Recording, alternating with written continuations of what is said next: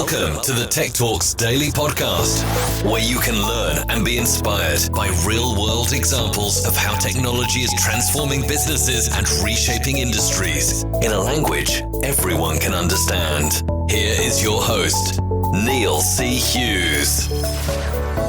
Welcome back to the Tech Talks Daily Podcast. Now today I want to explore the hot topic of news and how we consume it. Here in the UK, the Daily Mail and Guardian newspapers will give you two completely different sides of the exact same news story. And over in the US, CNN and Fox News will also do the same thing. But how did we get here? And is there an appetite to return to factual rather than opinion-based news reporting? So today I want to learn more about the monetization of polarization and how the clickbait structured media world is creating an outrage machine that relies on misleading headlines and sensationalism to sustain itself. But how 1440 Media is tackling this problem and the role that technology plays in causing the problem and solving the problem are just a few of the things that we're going to be talking about on today's episode. So buckle up and hold on tight as I beam your ears all the way to Chicago so we can speak with Tim Huelskamp from 1440 Media, and we're going to explore all this and much more. So a massive warm welcome to the show. Can you tell the listeners a little about who you are and what you do? Yes, Neil. So first, thank you so much for this opportunity. Incredibly honored to be here. I'm Tim Huelskamp, co-founder and CEO of 1440. 1440 provides an objective and comprehensive overview of the day's events via daily newsletter. My background is actually I came from the venture capital world where we helped companies scale with capital. My co-founder, Drew, is a PhD scientist that was working on Capitol Hill. We were both busy professionals, and we felt the media landscape wasn't delivering for us in two ways. First, as busy professionals, we have limited time each morning, but we want to be caught up in all the different verticals. So we felt there wasn't a place that you could learn about, CRISPR developments in science and technology, the latest company IPOing in business and markets, obviously what's going on in Israel, but then also stuff like Kim and Kanye got divorced, right? So without going to TMZ or kind of like really going to, without spending a lot of time on those sites. So we want to be well-rounded individuals, and we felt the media landscape wasn't delivering there. And then second, these media organizations, which we respect tremendously, they're the best organizations, news organizations in the world. They often try to, they opine or try to influence how you think about the world. And we just felt like, we wanted to read information and come to our own conclusions, and felt like every time we were reading these, I think we'll get into this on the polarization. Every time we were reading these publications, it's like, I don't want to hear that, man. I'm just trying to get smart, right? So we started with 78 friends and family a couple of years ago, and we now have over 800,000 subscribers. We have a really high open rate for that's like how many people open the email on a daily basis. It's over 50%, which is one of the highest in the industry. So that's a little bit about who we are and what we're trying to solve. I cannot begin to tell you just how refreshing it is to hear you talking about this stuff. And I'm sure those words that you mentioned there will resonate with so many people listening. And I, for one, have been left feeling dismayed at so much of what I see online now with polarization, confirmation bias, and people strengthening their view of the world in echo chambers rather than challenging it by daring to step out of those algorithms. And for those reasons alone, I love what you're doing here at 1440 Media. But for people listening that are hearing about you for the first time and those words resonate with them, can you share the story behind 1440 Media and what it was that inspired you to try and restore the balance in the universe by tackling some of these issues that we're all experiencing right now? Yeah, so to your point, many people enjoy consuming information consistent with their beliefs. That's kind of the algorithmic and echo chamber problem we hear a lot about. We believe there's a large population that wants to form their own opinions, but doesn't have all the tooling to help them get there. And that's what we're trying to solve. So we work incredibly hard to present the facts, let readers come to their own conclusions, cut out all the opinions, cut out all the editorializing. And we just try to take no sides. And this is what happened. Here's the source document where you can dive deeper and read it for yourself. Here's what maybe one pundit is saying. Here's what the other pundit is saying. But we're not telling you how to think. That's up to you, right? We're just helping you. We're just going out and scouring all the different websites and all the different information sources and like presenting it to you on a silver platter, but again, with the goal of you coming to your own conclusion. So it doesn't mean we don't love opinions. And again, we respect these large media organizations tremendously, and we read Wall Street Journal editorial op-eds and New York Times, and it's interesting, but that's not who we are. We're the folks that just provide facts incredibly efficiently, so you can be informed across all the verticals without all that we call BS. And just, I know what's going on. I'm a busy doctor, lawyer, banker, consultant, teacher. Now I'm armed with information, so I can talk to my clients intelligently and know what's going on in the world. So that's what we're trying to do, just be the folks that are really focused on kind of efficiency. And if you want to read an editorial or an op-ed, there's wonderful sources to go do that, but that's not who we are. And I think we all recognise what the problem is now, especially as we endlessly scroll down any news feed on our smartphone. But just to understand how we got here, can you tell me a little bit more about the monetization of polarization and how those clickbait structured media articles is actually creating an outrage machine that relies on misleading headlines and sensationalization to sustain itself? Because that seems to be where we're at, isn't it? Yeah, absolutely. This is a fascinating topic. So one of the things we've done a lot of research on is so every minute of your attention is worth money, and it's basically, call it a penny. If you look at Facebook and some of the news sources, they give you enough information where you can solve this. So it's basically every minute spent on Facebook is worth about a penny to them from a monetization perspective. There's actually some really fascinating things for another show maybe where that are happening in crypto, where there are these new protocols that are allowing folks to actually let the user get paid instead of the company, but that's a whole other show. So because of that, every minute, if you think about it, every minute is worth money. Every minute is worth a penny. So you go to some of these websites, they have hundreds of links, right? A lot of them are very clickbaity. And if you think about that, right, like our thesis is essentially, if your goal is to try to increase the number of minutes you're on a page, that makes a lot of sense to have hundreds of links, right? That are kind of like murky and you're not sure what the story is gonna be when you click it. So as you go deeper down those rabbit holes, imagine the little the national debt clock, right? Keeps on clicking. And similarly with cable news, if you turn that on at night and you have kind of two folks yelling at each other, two analysts, so to speak, yelling at each other, you're watching that for 15 or 20 minutes, and again, it's driving more revenues. So we feel like these organizations, who again we respect them tremendously, but we're just taking a different tact. We feel like they focus on maximizing revenues, but it's at the cost of the user experience. So we built the product we wanted, which is efficiency focused. Again, so you can spend an hour going through 100 links on one of these sites and maybe finding everything going on in the world. You can turn on cable news and probably learn about 3 to 5 stories, like in real depth, these 15 or 20 minute interviews. Or you can skip all that, lower your blood pressure, be a little happier, and just read the 1440 Daily Digest in the morning and know what's going on across all these different verticals. And then, dive deeper where you're passionate about.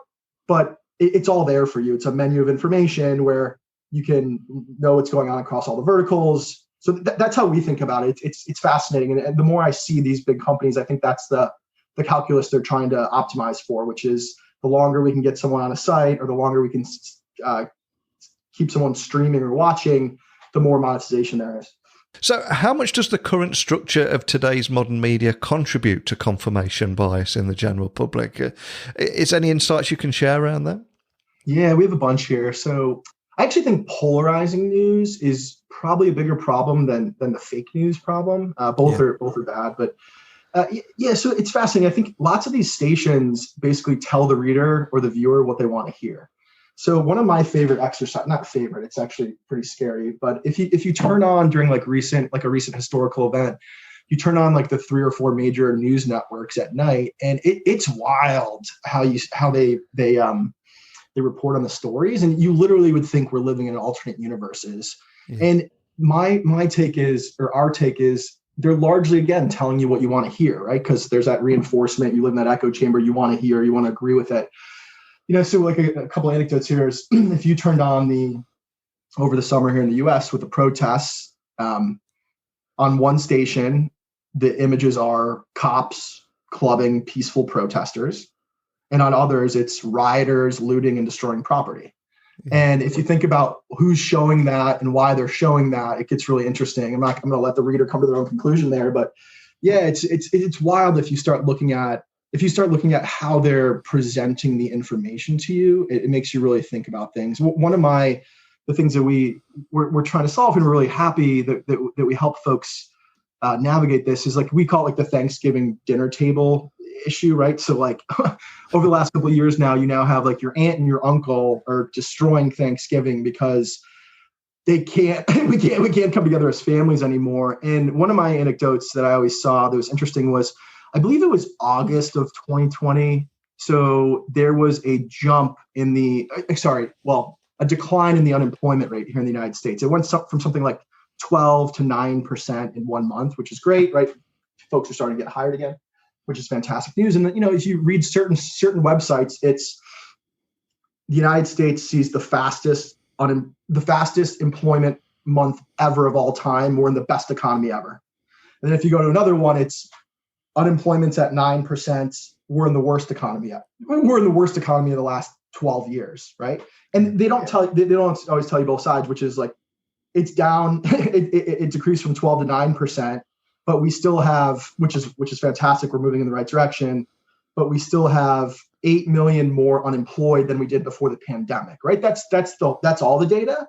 And again, like the different sides kind of only feed you half of it. And what happens, we see this is, the Thanksgiving dinner table, it's your aunt and your uncle, we're in the best economy of all time. We're in the worst economy of all time. And they literally just don't have all the data, and they're just yelling back and forth at each other. So again, we're just trying to say, you can read or watch your sources, but if you want to kind of have a more balanced approach that's not taking any sides and is more focused on the facts, everyone here at our organization is incredibly curious, and we're trying to get to those answers too. Like, what really happened with unemployment this month? And we spend a lot of time researching that. And then because we've done all that work, we try to help others and be servant leaders and say, hey, here's all the information. We did all this work for you. It's all right here. So yeah, that's it's wild out there, and we're trying really hard just to combat some of these issues, like one reader at a time. Yeah, it is interesting how those big meals, like the Thanksgiving meal there, and the polarization around the table. Remember when it used to just be crypto? That was a funny one around the table. Yeah. So talking about tackling these issues with the current structure of today's modern media and how it's contributing to the confirmation bias in the general public, can you tell me more about how you're tackling this, or more importantly, I suppose, for anyone listening that want that antidote, that would like to sign up to the newsletter, can you just give me an overview of how it all works, how they can sign up and everything? Yeah, absolutely. So our website's join1440.com, 1440, join1440.com. Yeah, we obviously love anyone to sign up and provide feedback. I actually personally respond to every email we receive. We're really love feedback, and we're working hard to build a product for the user. So would love any feedback from whoever has it. And then just, in terms of how we tackle this, it sounds crazy. One of our readers said something like, it's like radically transparent. Yeah. And we just state what happened, and we're not trying to take sides. We actually hear from some of our older readers that it's like news like it used to be. And, it reminds me of Walter Cronkite when he was trying to help you understand what was going on in the world and not trying to help you think a certain way, excuse me. So, because of that, we lose readers on both extremes, like from the far left and the far right. Because again, getting back to their echo chambers, maybe they don't want to hear some of this information, or they're not hearing it on a daily basis, and they're like, "Well, this is interesting." But we believe there's a very, very, very large market of folks kind of not in the middle, but just who are sick of all that and want fact-based data, and so they can come to their own conclusions. So one of our interesting anecdotes is, if you look at a lot of these news organizations, they tend to be very polarized in terms of their audience demographics as well, from a political affiliation. So like if you can imagine, like certain sites are largely Democrats, certain sites are largely Republicans.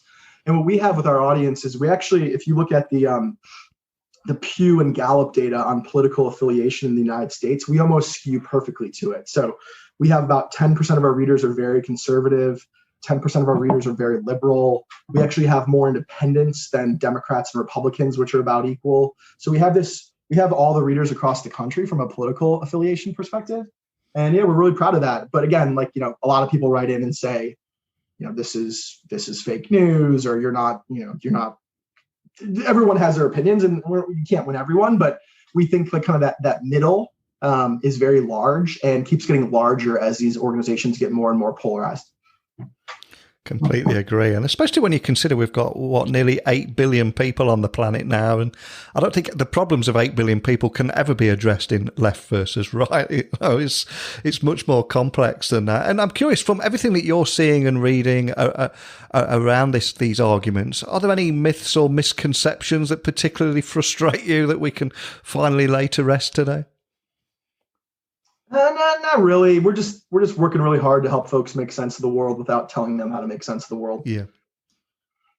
And we're starting to see the rise of ethical tech solutions right now. And one that so I guess I was chatting to a couple of days ago was a company called Ecosia, and they changed the search engine to theirs, and then they plant a tree for every search that you make. So there's so much going on in that space, also with sustainability and a new way of thinking. So is there anything that makes you hopeful about the future?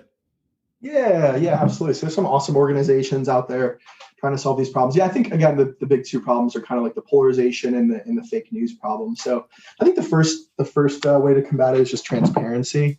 You're starting to see a lot of these solutions that help folks understand where their information is coming from, so they can just understand where it's coming from a transparency perspective. And, Facebook has a new AI detection tool, a fake news AI detection tool. We saw with Twitter and President Trump, some of their things that they're working on. There's an awesome organization we partner with called Adfontis Media. They have a media bias chart where not every source, but I think thousands of sources now, they actually have a bunch of independent researchers rate them, and you can see where on the left to right spectrum your news falls.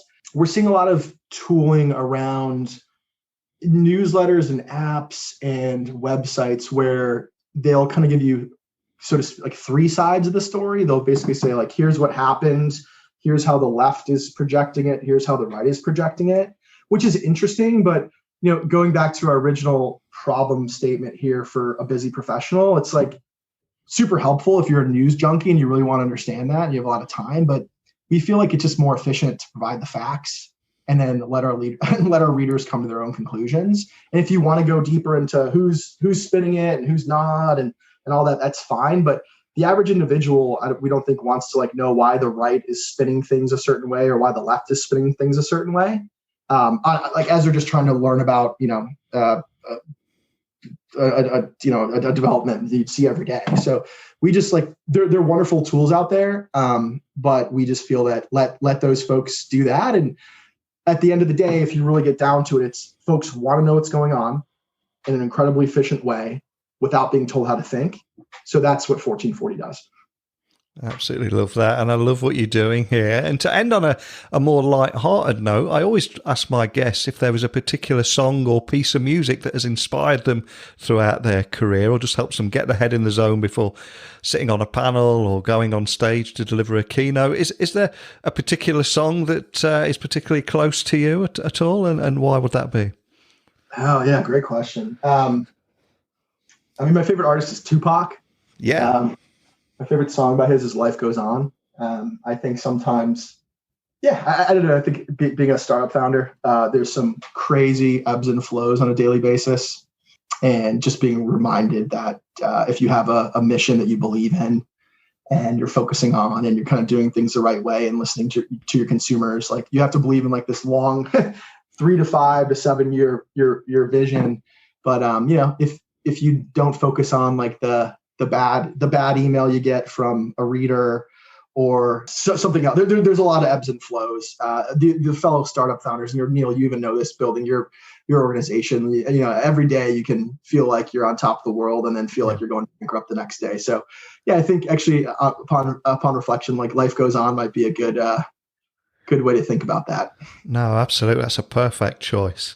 And before I let you go, can I ask that you remind everyone listening of where they can find you guys online again, sign up to the newsletter, or even contact your team and give you feedback if they've got any questions? Yeah, please. So we'd love for folks to subscribe and provide any feedback if this sounds entertaining, appealing, I should say. So we're at join1440.com. Also, we reply to every email. So we can be, if you just throw one to hello@join1440.com, we'd love to help you in any way. I mean this like for whatever folks you're looking for. If we could be helpful in any way, we're fellow startup founders, and we know how hard it can be. So for the entrepreneurs, if there's anything we can do to help you, there are a lot of folks who kind of were super helpful when we started, and we'd love to return the favor. So please don't be shy. Love making connections with smart folks. So yeah, hello@join1440.com is the email. And then, we'd love anyone to subscribe at join1440.com.